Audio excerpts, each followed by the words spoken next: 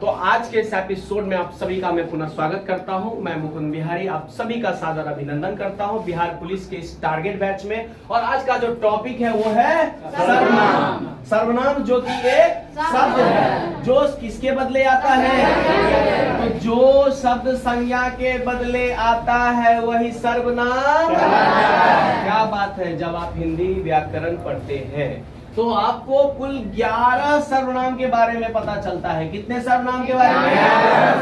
अब कहते हैं यूं तो सर्वनाम के कुल 11 क्या माने गए हैं? भेद। किंतु किसके अनुसार? प्रयोग के अनुसार। सर्वनाम के कितने भेद है? 6 भेद है। इनमें से पहला भेद है पुरुषवाचक सर्वनाम। इसका मतलब ये हुआ कि ये सर्वनाम किसी व्यक्ति के बारे में बताएगा, पर हाँ याद रखना इसमें किसी का नाम नहीं आएगा, और जब नाम नहीं आएगा तभी तो सर्वनाम कहलाएगा। माजरा समझ में आ रही है? Very good. तो व्यक्ति में भैया स्त्री भी आती हैं और पुरुष भी आते हैं। तो स्त्री सूचक, पुरुष सूचक, स्त्री बोधक, पुरुष बोधक जो सर्वनाम है उसे हम पुरुषवाचक सर्वनाम कहते हैं। I mean, ये स्त्री और पुरुष के नाम के बदले प्रयुक्त होता है। प्रयुक्त होता है अर्थ है प्रयोग में आता है। प्रयुक्त होता है का अर्थ है प्रयोग में आता है। तो स्त्री और पुरुष के नाम के बदले जो सर्वनाम प्रयुक्त होता है उसे हम पुरुषवाचक सर्वनाम कहते हैं, जिसके पुनः 3 भेद हैं। कितने भेद हैं? 3 भेद हैं। ठीक है, सबसे पहले क्या है भैया? उत्तम पुरुष। दूसरा क्या है? तीसरा क्या है? अब देखिए भोला आया है। यस सर, आया है, बहुत अच्छा। अभी भोला के बारे में किसने बोला? मैंने बोला। कहाँ है? मैंने बोला। कहाँ है? बोला। किससे बोला? आपसे बोला कि कहाँ है? बात समझे? तो मैंने बोला। किसने बोला? मैंने बोला उत्तम पुरुष। किससे बोला? आपसे बोला भाई, आपसे बोला। कहाँ गलती कर रही हो? लेट से आने का ये नतीजा है, खामियाजा भुगतोगी बाद में।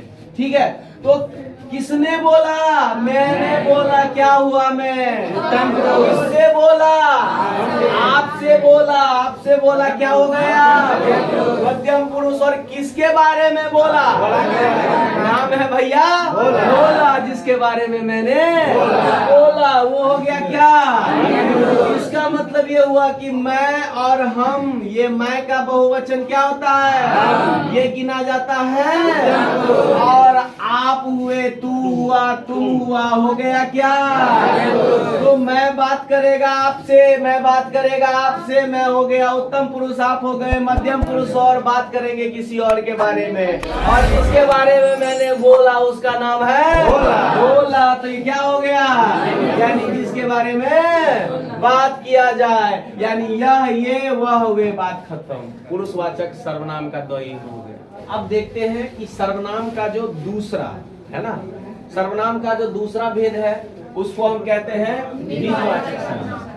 अच्छा, निज का अर्थ क्या होता है? स्वयं का, खुद का, अपना।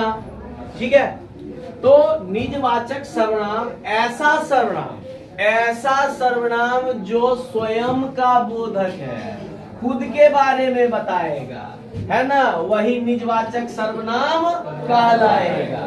तो निज का मतलब क्या है? खुद। निज का मतलब है, निज का मतलब है, निज का मतलब है। तो सिर्फ आप सर्वनाम ही नहीं पढ़ रहे होते हैं, या जब मैं कोई टॉपिक पढ़ाता हूं तो आप वही टॉपिक नहीं पढ़ रहे होते हैं, उससे अंतर संबंधित, इंटर रिलेटेड जितने भी है ना मैटर है, मैटर मतलब जितनी भी बातें हैं वो सब मैं आपको बताता हूँ। ठीक है, तो आइए फिर मैं आपको नए तरीके से समझाता हूँ। मैंने क्या बताया? स्वयं का बोधक सर्वनाम। मैंने क्या बताया? बहुत बढ़िया। जिसके माध्यम से हम स्वयं के बारे में, किसके बारे में है ना, स्वयं से, किससे भैया?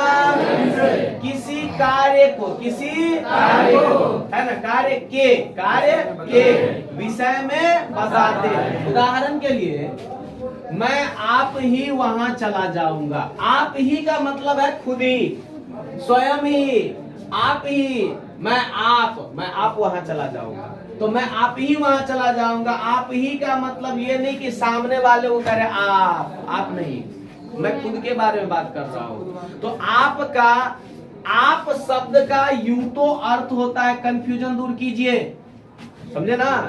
आप शब्द का अर्थ होता है सामने वाला है ना, उम्र में बड़ा व्यक्ति, उम्र में बड़ा व्यक्ति। लोक व्यवहार में इस शब्द का प्रचलन इस संदर्भ में होता है या नहीं? सर आप बैठिए ना। अच्छा नहीं, मतलब उदाहरण दिए हैं सर, खड़े थे, मैंने क्या किया, उदाहरण दिया कि सर आप वहां शर्म से बड़े हैं, उम्र में भी बड़े हैं, अनुभव में भी बड़े हैं, ज्ञान में भी बड़े हैं, तो हम क्या बोले, सामने वाले को क्या बोले कि आप बैठिए ना। तो ये इस संदर्भ में यूज हुआ है सामने वाले के लिए, ठीक है। लेकिन जब हम इसी आप का उपयोग, है ना, या आप ही शब्द का उपयोग, समझे, कहीं और करते हैं, ठीक है, सर्वनाम के संदर्भ में करते हैं, तो वो उदाहरण किस सर्वनाम का उदाहरण हो जाता है? बहुत बढ़िया, उदाहरण के द्वारा समझने का प्रयास करते हैं।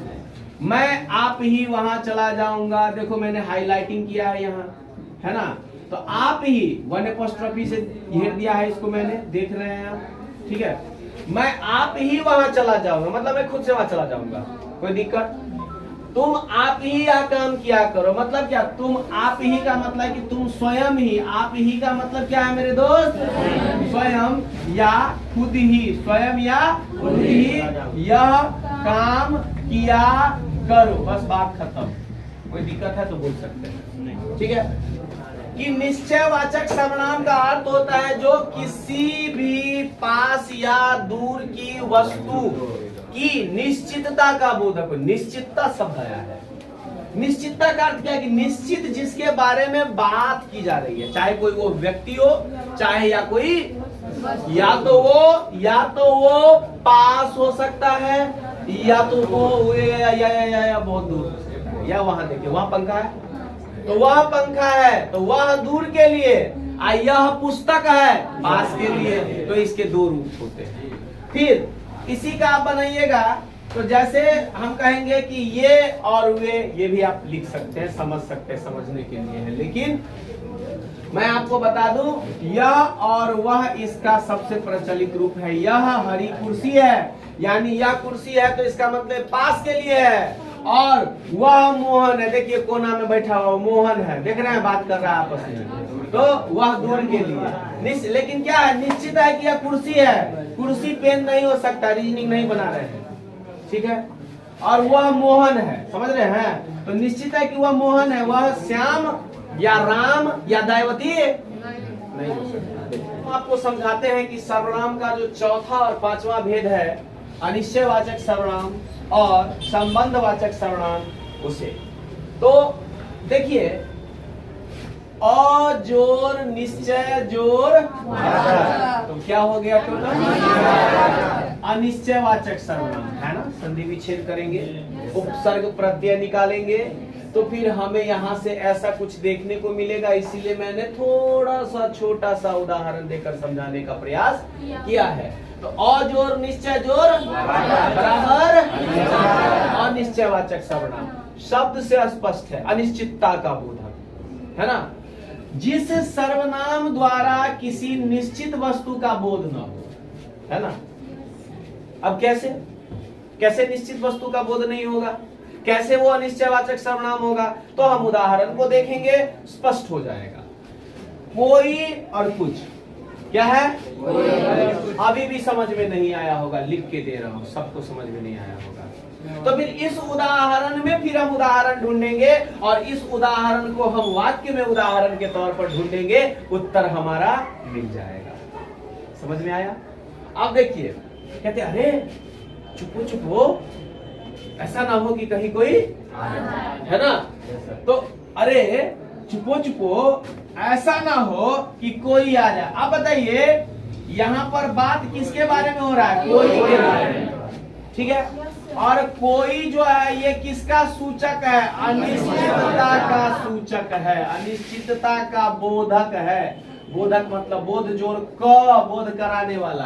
तो अनिश्चितता का बोधक है जिसमें निश्चितता का बोध नहीं है। अब कौन आ जाएगा? कोई आ जाए, कोई आ जाए, कौन आ जाए पता नहीं। उसने कुछ खाया है। देखिए ये सेंटेंस आपको जब मैंने निश्चयवाचक सर्वनाम पढ़ाया था, ठीक है, तो बताया था कि कुछ खाया है, निश्चित है कि कुछ खाया है, तो ये है कि नहीं। और इसका जस्ट अपोजिट जानबूझ के मैंने लिखा है, अपोजिट है ना। क्या है ये? उसने कुछ नहीं खाया है, उसने कुछ निश्चित नहीं है, उसने कुछ नहीं खाया है। तो इस तरह से इस उदाहरण के द्वारा समझ सकते हैं। फिर क्या आ जाता है? संबंधवाचक सर्वनाम। जिस सर्वनाम से वाक्य में किसी दूसरे सर्वनाम से संबंध स्थापित किया जाए। बताइए किससे? जिस सर्वनाम से। किसमें? बहुत बढ़िया। किससे? किसमें? क्या? तो किसी दूसरे सर्वनाम से। किससे? तो फिर किसी दूसरे सर्वनाम से। क्या स्थापित किया जाए? तो जिस सर्वनाम से वाक्य में किसी दूसरे सर्वनाम से संबंध स्थापित किया जाए उसे हम संबंधवाचक सर्वनाम। जो करे सो करे, तो जो का संबंध किससे है? सो से है। और जो भी किसी व्यक्ति के नाम के बदले आया है सो भी किसी व्यक्ति के नाम के बदले आया है। और सर्वनाम की मूल परिभाषा भी यही है कि जो संज्ञा के बदले आता है वही सर्वनाम। क्या बात है, आप लोग तो एकदम राइमिंग वर्ड में बोल रहे हैं। Very good, very good. तो जो करे तो जो का संबंध, वह जो न करे, वह जो न करे। देखिए यहाँ देखिए, वह जो न करे, वह का संबंध जो से है, जो का संबंध वह से है। समझ में आया कि नहीं आया? अब देखिए, वह कौन है? वह कौन है जो रो रहा है? यहाँ प्रश्नवाचक होगा, सॉरी। वह कौन है जो परा रो रहा है? वह कौन है? देखिए, वह का संबंध किससे है? जो से। वह और जो, यानी जो परा रो रहा है वही वह है। आया समझ में? वह जो है यानी वह कौन है जो जो परा रो रहा है। तो जो परा रो रहा है वह है। बात खत्म। समझ में आया कि नहीं आया? और वह कौन है जो परा रो रहा है? तो वह जो यानी जो परा रो रहा है वही वह है। और वह जो परा रो रहा है वही जो है। आया समझ में कि नहीं आया? तो वह का संबंध, जो का संबंध। इस तरह से कौन सा सर्वनाम हुआ ये? तो क्लियर है कि जिस सर्वनाम से वाक्य में किसी दूसरे सर्वनाम से संबंध स्थापित किया जाए उसे संबंधवाचक सर्वनाम कहते हैं। तो आइए आज के इस एपिसोड का अच्छा एक उदाहरण और छूटा है। सो थोड़ा है कि नहीं? नहीं कहते हैं मुझे अभी पैसे की बहुत जरूरत है। सो थोड़ा कोई उपाय कर देते। सो यानी वो थोड़ा। आप लोग मोबाइल साइलेंट क्या कीजिए। कल से जिसका मोबाइल साइलेंट नहीं रहेगा क्लास से निकाल देंगे हम। गेट पर आइए, मोबाइल साइलेंट कीजिए। तो सो थोड़ा, ध्यान दीजिए। सो थोड़ा, सो थोड़ा शब्द से स्पष्ट है मुझे पैसे की बड़ी जरूरत है ना। मुझे पैसे की बहुत जरूरत है, मेरी पत्नी बीमार है। सो थोड़ा आप मदद कर दीजिए। बात समझ में आई कि नहीं आई? तो सो थोड़ा, तो सो का संबंध किससे है? बात समझ में आया? चलिए अब नहीं समझिएगा तो पीटेंगे हथौड़ा से। यहाँ सो का संबंध है थोड़ा से। तो देखिए अब सर्वनाम का जो सबसे अंतिम भेद है जिसे हम प्रश्नवाचक सर्वनाम कहते हैं उसके बारे में हम चर्चा करें। तो अभी हम लोग क्या पढ़ रहे हैं? और इसका सीधा सा मतलब है कि प्रश्न पूछने के लिए जो सर्वनाम प्रयुक्त होता है या प्रश्न पूछने के लिए प्रयुक्त सर्वनाम उसे हम कहते हैं प्रश्नवाचक सर्वनाम। जैसे इसका दो उदाहरण है, कौन और क्या। यानी कौन आया है, कौन आया है, प्रश्न पूछ रहे कौन आया है, कौन आया है ना। तो सर आया है, सर आए हैं। क्या बात है, वेरी गुड यार, टंग सुधारो। क्या देखिए, तुम क्या पढ़ते हो, तुम क्या पढ़ते हो, ठीक है, तुम क्या पढ़ते हो। अब मैं पूछ रहा हूँ, हिंदी पढ़ रहे हो, अंग्रेजी पढ़ रहे हो, मैथ पढ़ रहे हो, रीजनिंग पढ़ रहे हो, क्या पढ़ रहे हो, तो तुम क्या पढ़ते हो, है ना। तो ये प्रश्नवाचक सर्वनाम के अंतर्गत आता है। तो सीधी सी बात है, जिस सर्वनाम का प्रयोग हम प्रश्न पूछने के लिए करते हैं, साधारण शब्दों में जिस सर्वनाम का प्रयोग हम प्रश्न पूछने के लिए करते हैं, उसे ही हम प्रश्नवाचक सर्वनाम कहते हैं। जैसे कौन आया है, प्रश्न पूछा जा रहा है। तुम क्या पढ़ते हो, प्रश्न पूछा जा रहा है। तो इस तरह से बस आप कौन हो, आप किस विषय के शिक्षक हैं, है ना, आप किस फैकल्टी के स्टूडेंट हैं, आप किस कॉलेज में पढ़ते हैं, समझ में आ रहा है। तो आप देख रहे हो, जहां भी प्रश्न पूछा जाए तो ऐसे सर्वनाम को प्रश्नवाचक सर्वनाम के अंतर्गत रखते हैं, रखेंगे, ठीक है, रखते हैं, रखेंगे, ठीक है। तो चलिए आज के एपिसोड में बस इतना ही, फिर कल मिलेंगे एक नए टॉपिक के साथ। तब तक के लिए दीजिए इजाजत, लेकिन आप लोग बने रहिएगा चौहान कॉम्पिटिटिव सेंटर, गांधी चौक, मधुबनी के साथ। और मैं मुकुंद आप सबों की सेवा में इसी तरह आता रहूंगा और आप लोगों के बीच छाता रहूंगा और आपका गुण गाता रहूंगा। धन्यवाद।